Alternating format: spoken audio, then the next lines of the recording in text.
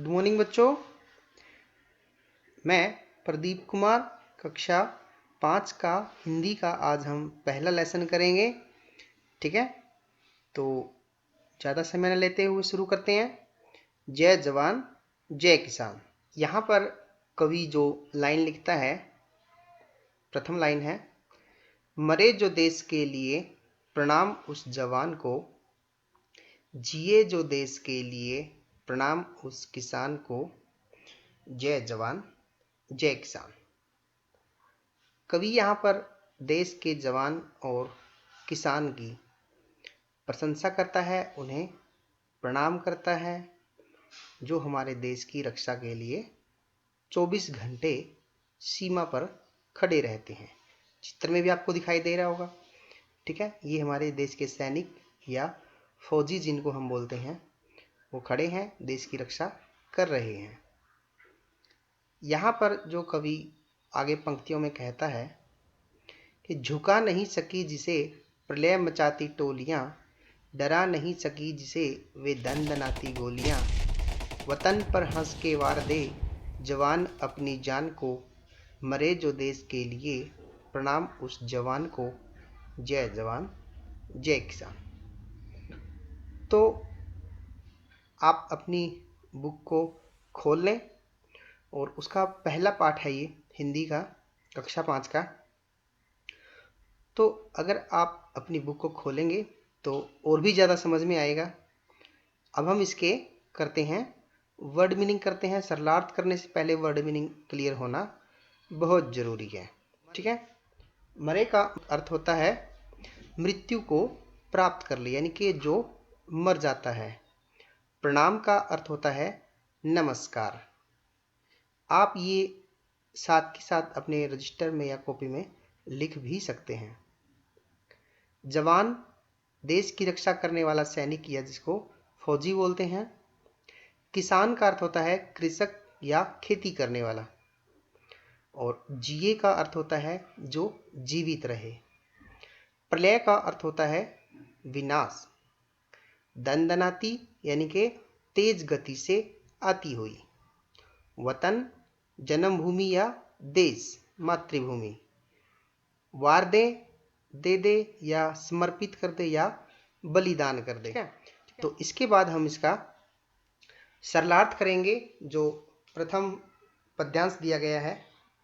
ठीक है, तो इसमें सबसे पहले हम प्रसंग लिखेंगे। प्रसंग कैसे लिखना है? प्रस्तुत पद्यांश हिंदी की पाठ्य पुस्तक झिलमिल भाग 5, ये हमारी बुक का नाम है।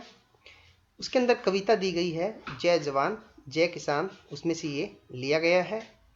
इसमें जवान और किसान को नमस्कार किया गया है, प्रणाम किया गया है तथा देश के सैनिक की वीरता का वर्णन किया गया है प्रथम पद्यांश के अंदर। तो सरल शब्दों में हम अगर इसको समझें, कवि क्या कहना चाहता है इन पंक्तियों के माध्यम से।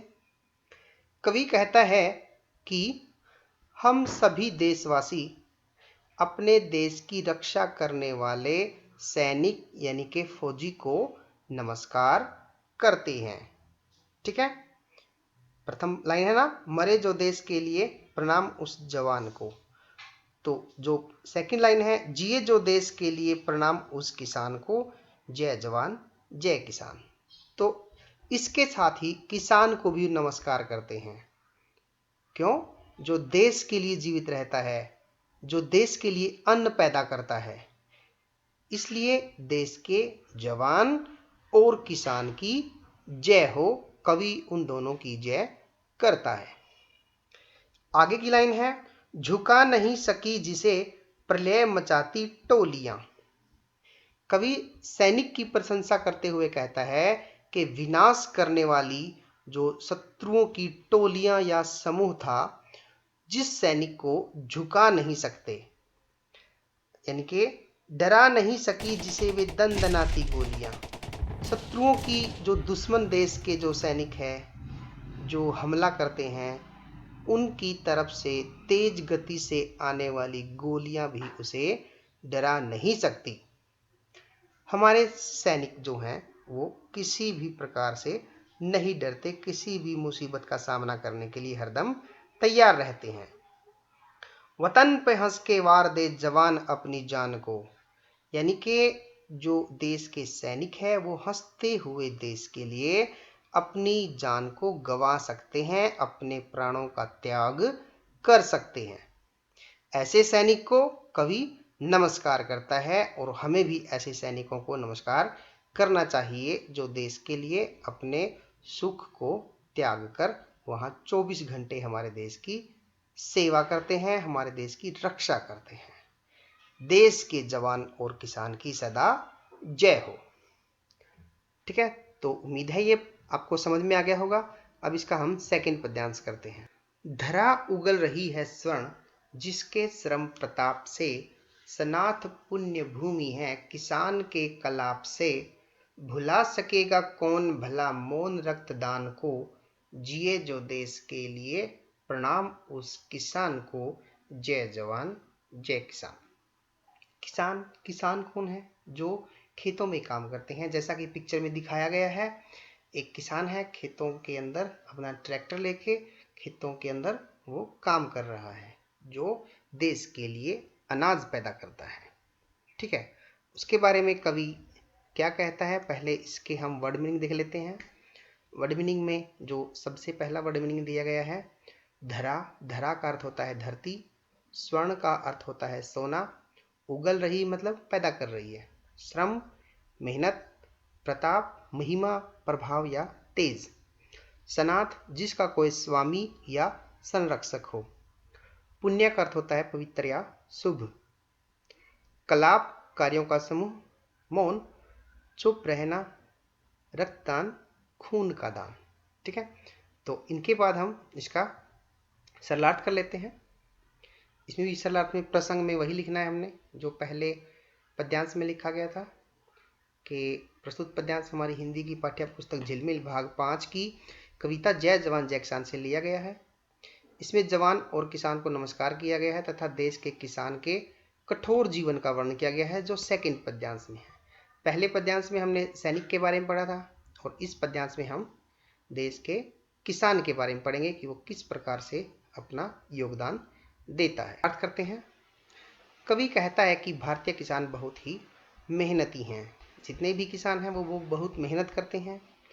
उनकी मेहनत के प्रभाव से ही यह धरती यानी कि धरा फसलों के रूप में सोना उगल रही है। जैसा कि हमने इस पद्यांश में जो इसकी प्रथम लाइन है सेकंड की, क्या है वो, कि धरा उगल रही है स्वर्ण जिसके श्रम प्रताप से। ठीक है, धरा मतलब धरती, उगल रही है पैदा कर रही है, स्वर्ण का मतलब होता है सोना। कि यह धरती फसल के रूप में जो सोना उगल रही है, किसान के द्वारा खेतों में फसल उगाने के लिए किए जाने वाले कार्यों के समूह के कारण ही जो हमारी धरती है वो संरक्षित और पवित्र हो गई है। यानी कि सनाथ पुण्य भूमि है किसान के कलाप से। सनाथ यानी कि संरक्षक, जिसका सनाथ का मतलब होता है जिसका कोई संरक्षक हो, जिसका कोई स्वामी हो। और वो स्वामी कौन है हमारी धरती का? किसान। और उसके ही कार्यों के समूह से यानी कि उनके जो कलाप से, उनके कार्यों के समूह से ही यह धरती, यह जो भूमि वह पुण्य अर्थात पवित्र हो गई है। भुला सकेगा कौन भला मौन रक्तदान को। यानी कि जो किसान अच्छी फसल उगाने के लिए अपने रक्त की एक एक बूंद का दान करते हैं, रक्तदान करते हैं, और वो जो रक्तदान है वो बिल्कुल मौन होता है, वह किसी को दिखाई नहीं देता। ठीक है, तो हम ऐसे उसके मौन रक्तदान को कैसे भुला सकते हैं? हम उनके इस त्याग के लिए उन्हें नमस्कार करते हैं। जिए जो देश के लिए प्रणाम उस किसान को। जय जवान जय किसान। तो देश के सैनिक, देश के फौजी और किसान की, उसकी कृषक की सदा ही जय हो। तो अब हम इसका तीसरा पद्यांश भी कर ही लेते हैं। ये हमारा लेसन जो है सरलार्थ के पॉइंट ऑफ व्यू से क्लियर हो जाएगा। उसके बाद हम इसके नेक्स्ट वीडियो में इसके प्रश्न उत्तर करेंगे। ठीक है, तीसरा जो पद्यांश है, पराक्रमी जवान मातृभू की शान बान है, परिश्रमी किसान से यह देश भाग्यवान है, त्यागी तपस्वी धीर वीर आत्मा महान को, प्रणाम रम्य भूमि के जवान को किसान को। जय जवान जय किसान। मरे जो देश के लिए प्रणाम उस जवान को जिए जो देश के लिए प्रणाम उस किसान को, जय जवान जय किसान। तो इसको समझने के लिए सबसे पहले हमें इसके वर्ड मीनिंग क्लियर करने होते हैं। जब तक वर्ड मीनिंग क्लियर नहीं होंगे, जब तक इसके शब्दार्थ क्लियर नहीं होंगे, तब तक ही हमें ये जो इसकी अगर सरल अर्थों में करेंगे तो हमें समझ नहीं आएगा। तो पराक्रमी का अर्थ होता है वीर, बहादुर या शक्तिशाली। मातृ का अर्थ होता है माता, और भू का अर्थ होता है भूमि, यानी कि मातृभू का अर्थ होता है जन्मभूमि या मातृभूमि। शान बान, चमक दमक या गौरव। परिश्रमी, मेहनती। भाग्यवान, अच्छे भाग्य वाला। त्यागी का अर्थ होता है त्याग करने वाला। तपस्वी, जो तपस्या करता है, तपस्या करने वाला। धीर का अर्थ होता है धैर्य वाला, और रम्य का अर्थ होता है सुंदर। तो वर्ड मीनिंग हमारे क्लियर है। सरलार्थ में क्या बताया गया है? अब यहां पर जो जवान और किसान दोनों की प्रशंसा की गई है। प्रथम जो पद्यांश था उसमें जवान के बारे में था, सेकंड जो पद्यांश था उसमें किसान के बारे में था, और तीसरा जो पद्यांश है, अंतिम जो पद्यांश है, उसमें देश के किसान और जवान दोनों की ही प्रशंसा की गई है। ये हम प्रसंग में लिख देंगे।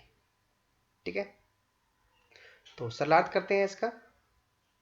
कवि कहता है कि, अब इसकी जो प्रथम पंक्तियां थी उसको पढ़ें एक बार। पराक्रमी जवान मातृभू की शानबान है। कि कवि कहता है कि वीर जवान जो है मातृभूमि की शान और बान है, यानी कि वह क्या है, उनकी चमक दमक या उसका गौरव है हमारे देश का। परिश्रमी किसान के परिश्रम से ही यह देश अच्छे भाग्य वाला है। परिश्रमी किसान से यह देश भाग्यवान है। अगली जो लाइन है, त्यागी तपस्वी धीर वीर आत्मा महान को। यानी कि कवि क्या कहता है कि इस सुंदर भूमि पर रहने वाले त्यागी और तपस्वी किसान, धैर्य और बलशाली महान आत्मा वाले जवान, दोनों को मेरा नमस्कार है। यानी कि किसान के लिए वह त्यागी और तपस्वी शब्दों का यूज करता है, प्रयोग करता है कवि, और धैर्य और बलशाली ये शब्द और महान आत्मा वाले जवान, इन दोनों के लिए अलग अलग से शब्दों का प्रयोग करता है। ठीक है, धैर्य और बलशाली किसके लिए प्रयोग करता है? वो जवान के लिए। ठीक है, कवि आगे क्या कहता है? प्रणाम रम्य भूमि के जवान को किसान को, जय जवान जय किसान। अर्थात कवि कहता है कि हम सभी देशवासी देश की रक्षा करने वाले सैनिक को नमस्कार करते हैं, जो देश की रक्षा करते करते अपनी जान गंवा देता है। ठीक है, आगे है, मरे जो देश के लिए प्रणाम उस जवान को, जिए जो देश के लिए प्रणाम उस किसान को, जय जवान जय किसान। अर्थात इसके साथ ही वह किसान को भी नमस्कार करता है जो देश के लिए जीवित रहता है। भाव यह है कि वह हमारे लिए अन्न पैदा करता है और देश के जवान और किसान की जय हो। ठीक है, तो कवि ने कितने अच्छे शब्दों में इस कविता को लिखा है, और उन्होंने देश की रक्षा करने वाले जवान के बारे में, और देश के लिए जो अन्न पैदा करता है वो किसान, वो कृषक, उसके बारे में कितनी ही अच्छी अच्छी पंक्तियों में उनके बारे में विस्तार से हमें बताया है। तो हमें देश की इन दोनों महान आत्माओं को सदा ही नमस्कार करना चाहिए, उनकी इज्जत करनी चाहिए, उनका सम्मान करना चाहिए। ठीक है, क्योंकि वो दिन रात धूप में, बारिश में, आंधी तूफान, इनका सामना करते हुए हमारे देश की रक्षा करते हैं, जो हमारे देश के सैनिक हैं। और इसी प्रकार जो कृषक है यानी कि किसान है, वो कड़ी धूप के अंदर, है ना, अपने खून पसीने की कमाई से अन्न पैदा करता है। किसके लिए? हमारे देशवासियों के लिए, ताकि हमारे देशवासियों का पेट भर सके, उनके लिए अनाज पैदा करता है। वो इतनी मेहनत करता है, आप थोड़ी ही भी देर धूप के अंदर खड़े होकर देखिए, सहन नहीं कर पाएंगे। लेकिन किसान सब कुछ करता है। तो ज़्यादा समय न लेते हुए मैं एक ही बात कहना चाहता हूँ कि इस कविता में जो संदेश दिया गया है कि हमें जवान और किसान की हमेशा इज्जत करनी चाहिए, उनका सम्मान करना चाहिए, उनकी सदा जय करनी चाहिए। ठीक है, तो मिलते हैं हम अगले वीडियो में इसके प्रश्न उत्तर लेकर। तब तक के लिए बाय बाय।